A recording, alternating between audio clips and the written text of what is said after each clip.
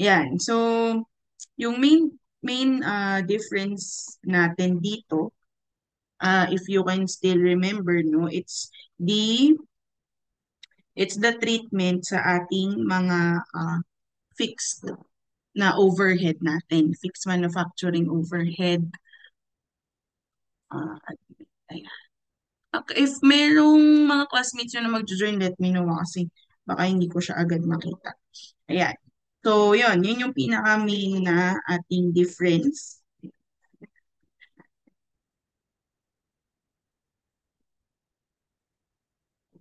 So, here, ayan. Okay. So, sa absorption costing natin, no, we mentioned na ito yung kilala na natin o ito na yung alam na nating treatment kasi this is how it goes with the GAAP na pagpe-prepare natin, GAAP compliant na ating mga financial statements, no, or profit and loss income statement in particular. So, yung treatment natin is, ayan, meron tayong sales. Then, yung COGS natin dito, yung cost of goods sold natin, ang inclusions niya is yung we are all familiar with is yung direct materials, direct labor, and then we have our factory overhead. So, si factory overhead natin, whether siya ay variable or siya ay fixed, pinapasok po natin siya as inclusion in your cost of goods sold. Okay? So, straightforward lang. Basta ang thinking mo kapag absorption costing, ito ba ay part of the production? If yes, then ipapasok ko siya for my cost ng aking product. Okay? So, ngayon, yung mga operating expenses naman natin, whether fixed or variable, okay, fixed or variable, it doesn't matter as long as it's not part of your production cost or your manufacturing cost, then you will be including it as part of your operating expenses. So to put it simply, yung under absorption costing, ang ating income statement, napakasimple lang niya. Sales minus lahat ng COGS mo, then you get your gross profit, then minus your OPEX, you will already get your net income. Yan. Ngayon, when it comes to variable costing, so ano po ang kinaibahan? Okay, so si sales, same pa din siya. Same pa rin siya ng computation. Unit sold times your per unit selling price. Then, dito tayo magkakaroon ng difference. So, sa ating absorption costing, buong COGS, di ba? Whether variable or fixed. Now, when it comes to variable costing, the main thing is from the name itself, variable costing. Ang concern lang niya that will be part of your manufacturing cost or your product cost will only be those that are included sa as part uh, only those that are variable na ang behavior. Variable behavior of the product cost. Okay? So we did mention na meron pa yang another line. Muntik na siyang dumiretso. That's where you will get pa your product margin. Diba? Yan. So ang formula natin, yung sales mo minus variable costs mo lang or variable cost of goods sold. So those are just your direct material, direct labor, and your variable overhead. Pag dineduct natin yun from the sales, you will get your product margin. Then, you will deduct your variable selling and admin expenses. Tsaka mo makukuha si contribution margin. Now, si contribution margin, bago lang to sa atin kasi hindi naman yan part ng ating hindi siya part ng accounting standards natin in financial reporting because this is solely for your management accounting. Si contribution margin, sobrang importante nito, everyone, because si contribution margin, yan ang ating main na important na kailangan nating makuhang calculation for us to compute for your break-even point, which we will be discussing in the CVP or Cost Volume Profit Analysis. As mentioned before, pag mali ka ng, contribution margin na nakuha, mali ka na agad dito. Alright? Sige. So, yun, no? Continue natin. So, sales minus variable COGS and then minus your variable selling admin expenses. Tsaka pa lang natin ide-deduct si fixed cost. Ayan. So, si fixed cost natin, nandito si fixed manufacturing overhead and si fixed selling and admin. So, kung ite-trace natin, no, itong fixed manufacturing overhead mo, nandito lang siya sa taas. Hindi siya part of your OPEX kapag nasa absorption costing. Pagdating ng variable, hindi pa rin naman talaga siya part ng OPEX, but it's not included in the calculation of your per unit cost. Doon tayo magkakatalo. Kasi pag tinanong ka sa problem, how much is your product cost per unit under variable costing? Anong i-include mo? Ito lang po yun. Yung nasa taas ng product margin. Okay, again pag tinanong ka, how much is your variable cost, how much is your per unit cost under variable costing method, or how much is your variable product cost? Ang kukunin mo lang dyan, direct materials, direct labor, and your variable OH. Alright? Then, yun. So, pag dineduct na natin yung fixed cost, makuha na natin si net income. Alright? So, sa variable costing, to put it simply, it's just your sales minus your var COGS. You will get your product margin, and then you deduct your variable selling and admin expense. Then you will get your contribution margin minus natin yung ating fixed na OH and your fixed na sa X. Then you will get your net income. Okay? So, clear po tayo. We can now proceed to the computation ng ating problems. Ayan. So, sorry. Before we proceed to the problem, I want to present this to you. Okay? So, we have kasi, di ba, yung 3 different scenarios that I mentioned to you last time. So, ito yung pinaka-summary nun. Okay? Yan. So, ito yung kailangan, kumbaga, ito na yung heart. At you need to remember para hindi po tayo malito kapag ka mag-shortcut ka na ng computation, etc. So, ayan. Si P will be your will stand for your production, and S will stand for your sales. AC is absorption costing, and your VC is variable costing. Ayan, very straightforward naman. No? So, hindi ko na-explain kung bakit yon, di ba? Ayan. So, we have 3 scenarios. First one is your production and your sales is equal. Okay? Then, next one, your production is greater than your sales. Then, your third scenario is that your production is less than your sales. Ayan. Sige, intindihin natin. So, merong mga areas that would be affected eh. First one is, of course, your income. Okay? Second one will be your inventory. Dito sila magiging magkaiba. Oh, si Aizen. Ayan.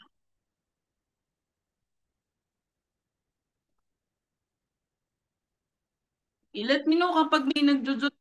Mga di ko siya nakikita. Ayan. Okay, so going back.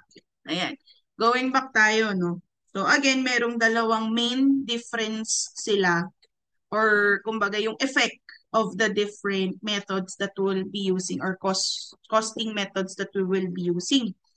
Either income or inventory ang affected. Okay. Sige, first scenario, pinakamadali. Sabi ko nga sa inyo, pag nakita nyo na your production is already equal to your sales, wag na kayo masyadong magpakahirap.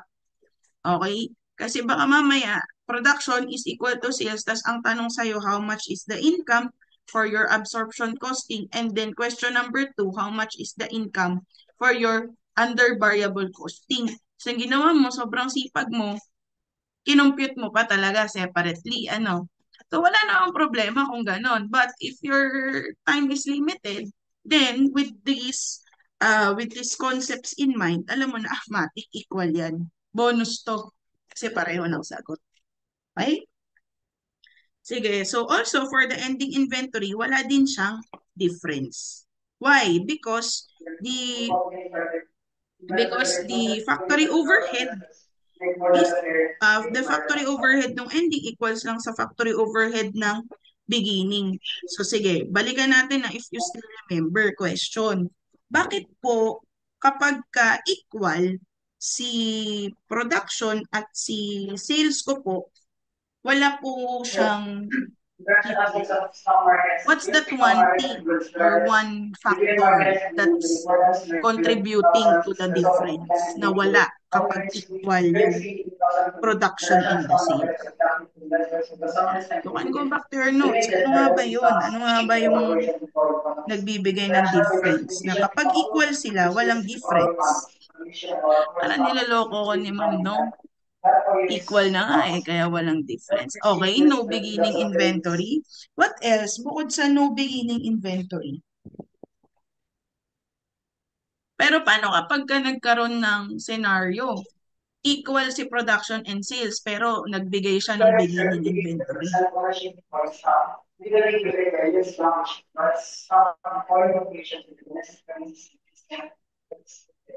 No wastage. Okay, what else? Konti-konti. Ma'am, hindi ka po narinig. Ano sasapawan ng audio ng iba? May audio ba yung iba? Sorry, hindi ako ano eh. Hold on na. Parang wala. Ayan, sige, pwede mag-mute muna yung iba. Sorry. Ayan. Okay, sige. Okay na, better? Can you hear me clearly?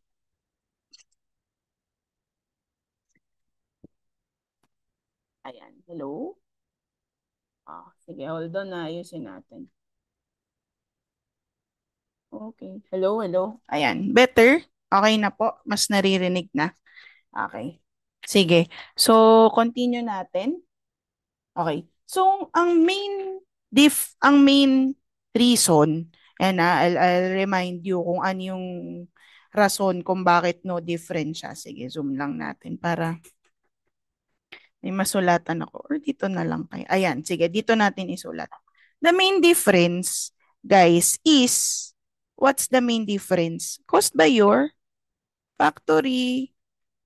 your fixed. Yan. Fixed manufacturing overhead or your fixed factory overhead. 'Di ba? Bakit po siya ang nagiging cost? Kasi kapag ka nasa absorption costing ka, 'di ba, part siya ng inventory mo. Doon mo siya binabato eh. Kasi ang inclusion ng manufacturing cost mo, DM, direct materials, direct labor, factory overhead, whether variable or fixed. Pasok mo yan dyan. So, ibig sabihin, kapag ito po ay inventoriable, may mapupuntahan yan.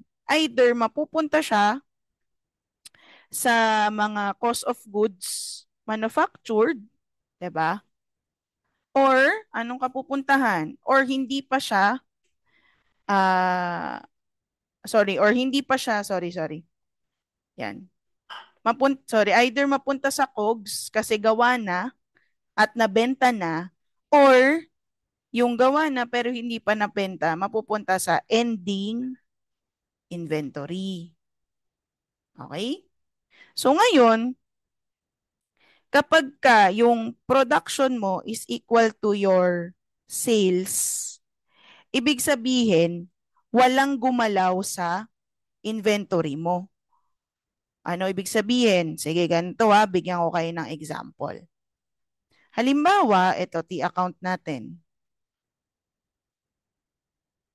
Sige, let's say your is beginning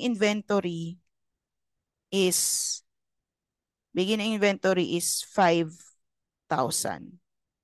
And then you produced your Cogman is ano na to finished goods finished goods. Then your Cogman is 12,000. Cost of goods manufactured, your production. Okay? Now, sabi natin, production is equal to the sold. So, regardless kung whether kinuha nila yan dito or dito dahil FIFO sila or kinuha nila sa freshly produced, it doesn't matter.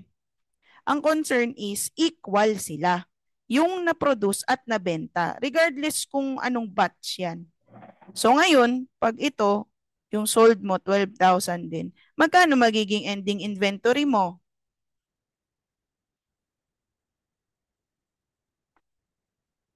Uy, question yun pwede sumagot.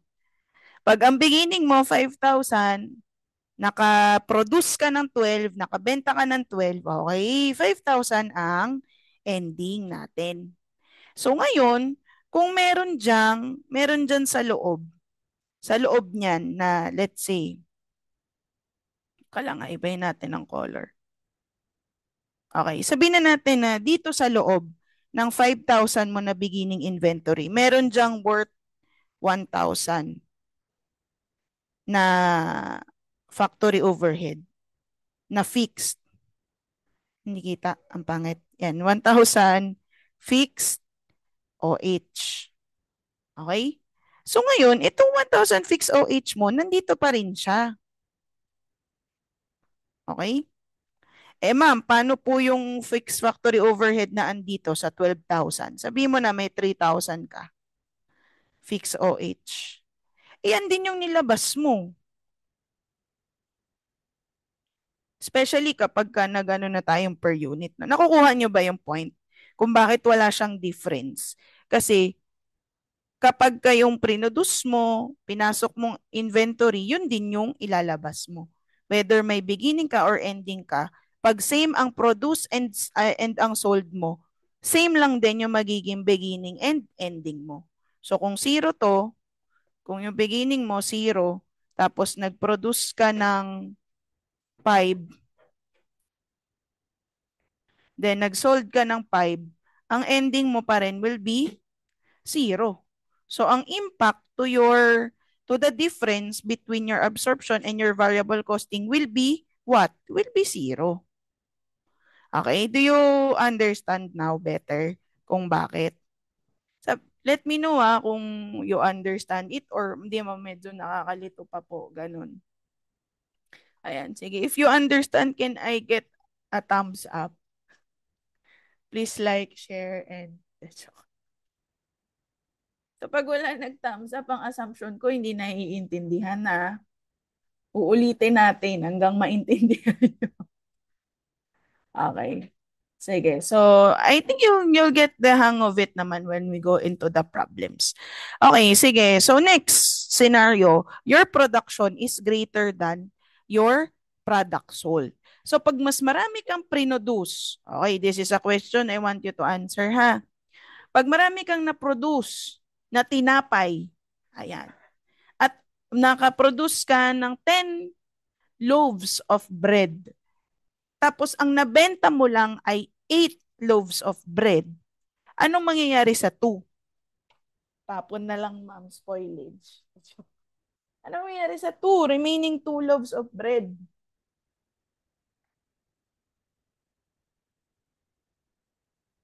Wala kayong gagawin sa remaining 2 loaves of bread.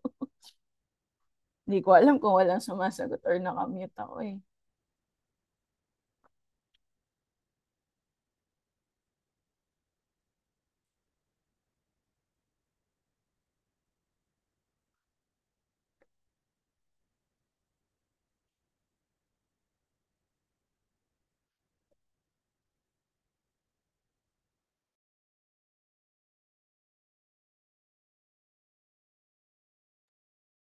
Ayun, mapupunta sa ending inventory.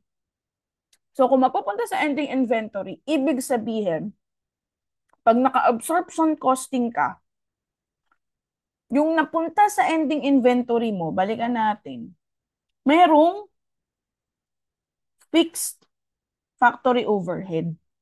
Pero sa variable costing, wala siya. Walang fixed OH in the ending inventory. Iyon yung sinasabi niya dito. Ito. Diba?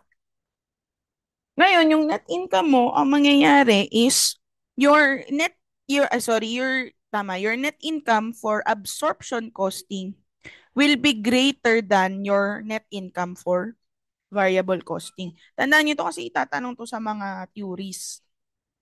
Yan. So, ngayon, kung mas malaki yung income mo for the absorption, ma'am, magkano po? By the amount of fixed overhead in ending inventory. Kasi hindi mo pa siya in-expense. Hindi pa siya part of your cost of goods sold. Inventory pa siya. So, yun yung lamang ni absorption costing sa kanyang inventory kapag your production is greater than your sales or your unit sold. Okay?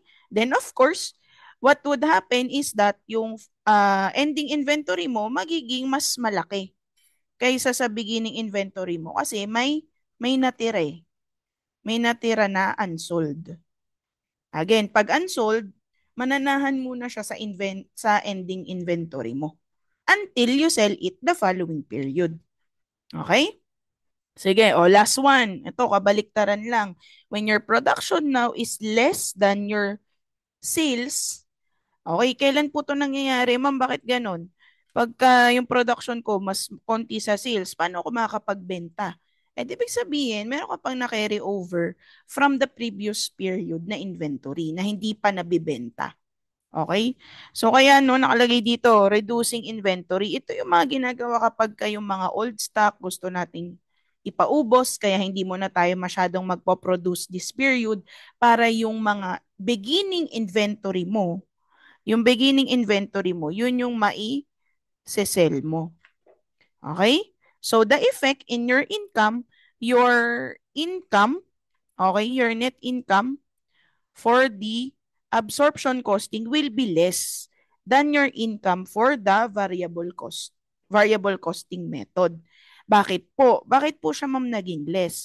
Kasi yung overhead mo na nanggaling dito sa ending inventory last month na hindi pa nabenta, yun yung i-expense dito ngayon. So, ibig sabihin, kapag ka ang scenario mo is your production is less than your sales, then what would happen? Meron kang additional expense coming from your fixed overhead from your beginning inventory. You get it? Now, the effect in the ending inventory, syempre mas mababa naman siya. Okay? Kasi mas konti na yung matitira. Okay po?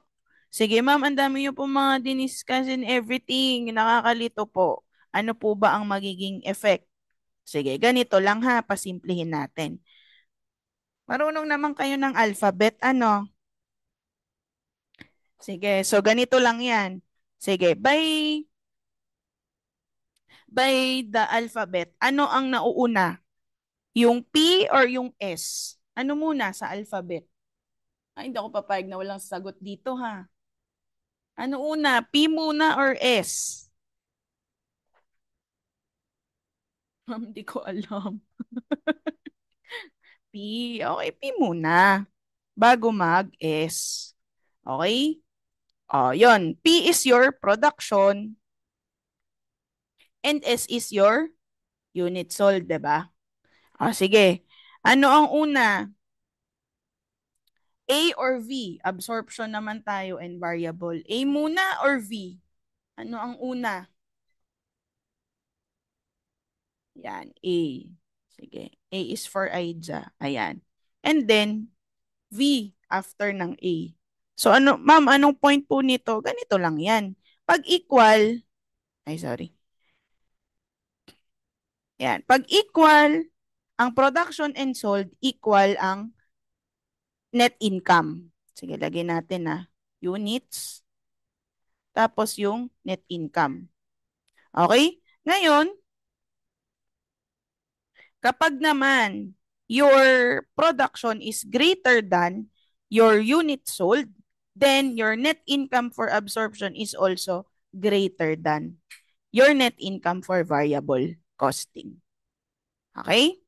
Now, when your production is less than your your production in units is less than your sales in units, then your net income for your absorption costing is also less than your income for variable costing. Okay, nakukuha po natin. Ayan. Okay, so I hope wala nang malilito doon, no? Ayan, sige. So proceed na po tayo sa ating problems. Yan. Okay. Sige. So do you still remember kung paano natin to kinompute? Okay. Sige. So we've already discussed ito kung paano natin siya na-compute, no? But what I want to teach ngayon for this particular problem is what will be the different methods for you to compute kapag meron kayong nakitang ganitong problem. So we won't be computing this anymore because we already did. But what I want you to try is these three different methods. Okay, what we did last time is, so meron kang three methods, no, to compute. Ito, hindi na to, nakalibro or what.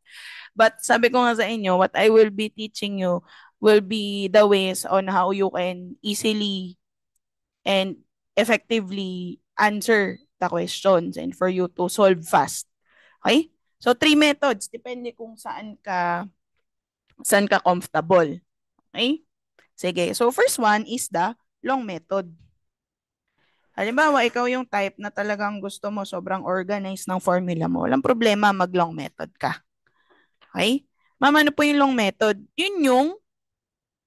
Andito. Yun yung diniscuss natin last time. This one.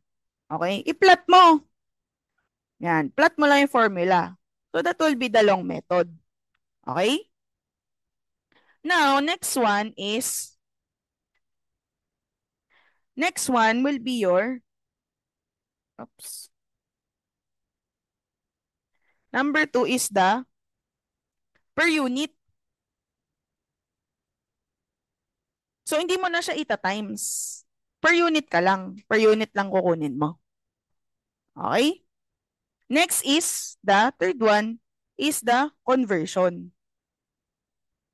Ma'am, what do you mean conversion? That will be, you get your absorption net income or your variable income, whatever you are comfortable with, then you convert it to variable net income. Ayan. Okay? Sige. So, my Zoom will be ending in 10 minutes. Let's try to solve muna one problem. Try natin muna. And then, when it ends, I'll be sending na lang a new link, no? Yan. Don't worry sa mga next kapag may online ulit. But, ayun, I'll ask kung paano siya ma-fix. Sige. So, problem 2 tayo. Ito yung naiwan natin last time. Sige. So, ayan, when you are reading the problem, the first thing that you need to do is to what? To look at the question. Okay, ano yung tanong? Para alam mo na kung paano mo siya iti-treat. The question is your net income using number 1, absorption and variable costing. Okay? Sige, so I want you to also try this ha. So while I'm solving here, papakita ko sa inyo kung paano. If you are already used to solving, then feel free to try it on your own. Alright? Sige. So doon muna tayo sa long method muna tayo. Long method. Okay? Ayan. First question is, sorry, hindi na pala first, no? Kasi yung first pala is to look at the problem. To look at the question. Second one, identify the scenario. Ano po ang scenario natin? Equal ba siya, greater than, ang products than the sold, ganyan. So, nakalagay na dito sa problem, syempre kasi example eh. So, production is greater than sales. Paano natin malalaman? Okay, it's here. Yan. The company's annual production is 120,000 and your sold is 100,000. Okay? So, your production is 120,000 units and then your sold is 100,000. Okay. So, no-brainer na to, no? P is greater than S. So, with that, what will be the impact in your net income? Sulat nyo na agad. By absorption costing greater than your VC. So, when you compute, you already have that thing in your mind na aabangan nyo. O, dapat mas mataas ang income ko nito ng absorption. Pag hindi, okay, baka may mali ako. Okay? Sige. So, long method po tayo. Follow natin yung nandun sa ating handouts. You can look at it. Okay? So, first, let's get po ang ating sales. Yan. Long method po muna tayo ng absorption. Yan. Absorption costing. Okay? So, sales natin, kunin po natin magkano per unit. Magkano daw? Hanapin natin. Yan, 250 selling price. Ay. Okay, 250. Then, ilan po ang nabenta? Ang ating sold is 100,000 units. Okay? Yan. So, very straightforward. So, magkano po yun? 250 times 100,000 is 200. Ay, sorry. 225. Sorry. 25 million. Ayan. Tama ba yung compute ko? Teka. 100 times 250. Ayan, 25 million. Tama. Okay. Sige. So, yan. Now, let's compute for your COGS. Okay? Now, what will be the inclusion of your COGS when you are using absorption costing? Okay, straightforward lang po. Kunin mo direct materials, direct labor, and then your factory overhead. Which is, kapag ka naka-absorption po tayo, variable OH, fixed OH, yan, bato mo lang dyan. Okay? Sige, magkano per unit direct materials? 60. Per unit ng direct labor, 30. Per unit ng variable overhead, variable manufacturing overhead, 8. Now, this is where the question comes in. Magkano ang per unit of your factory, fixed factory overhead? Okay, so dito natin siya malalaman. Balik tayo dito. Magkano muna yung total? Ito siya.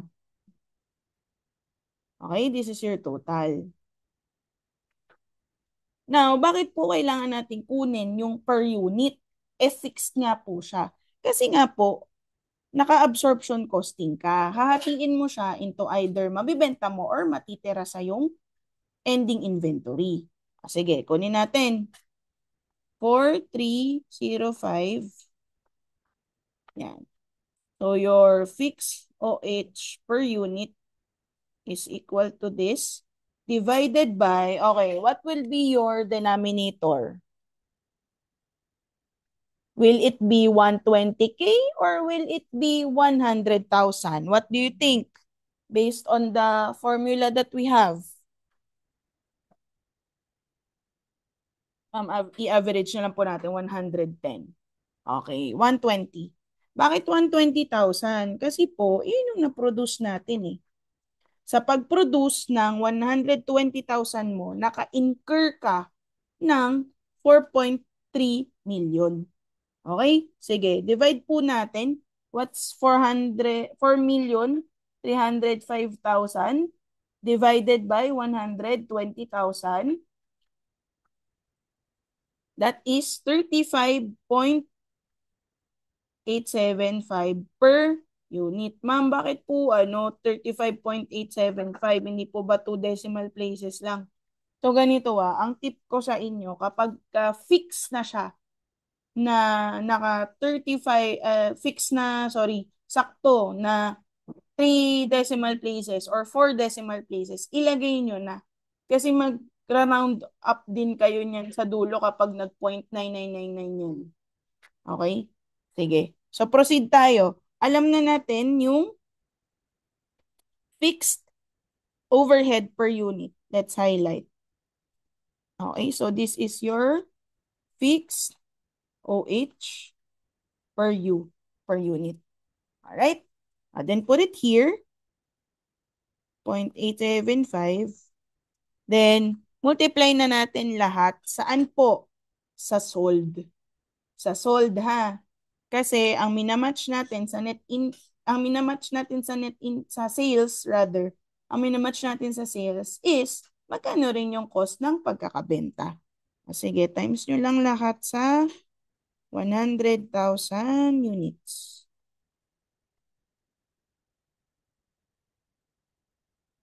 It's 100,000 units. 100,000 units. Sige, ibato na natin dito para makuha natin yung COGS. Multiply lang natin. 6 million, 3,800,000, and 3,587,500. Okay, magkano COGS natin? Okay, compute po. Magkano po ang nakuha niyong cost of goods sold?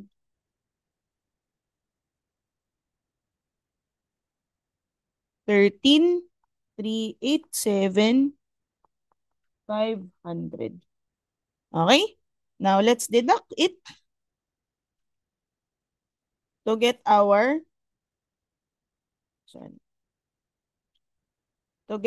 gross margin. Gross margin. 11,612,500. Alright? Then, deduct po natin yung ating OPEX. Operating expenses will be your fixed selling and administrative expenses, also your variable. Wait, gawin natin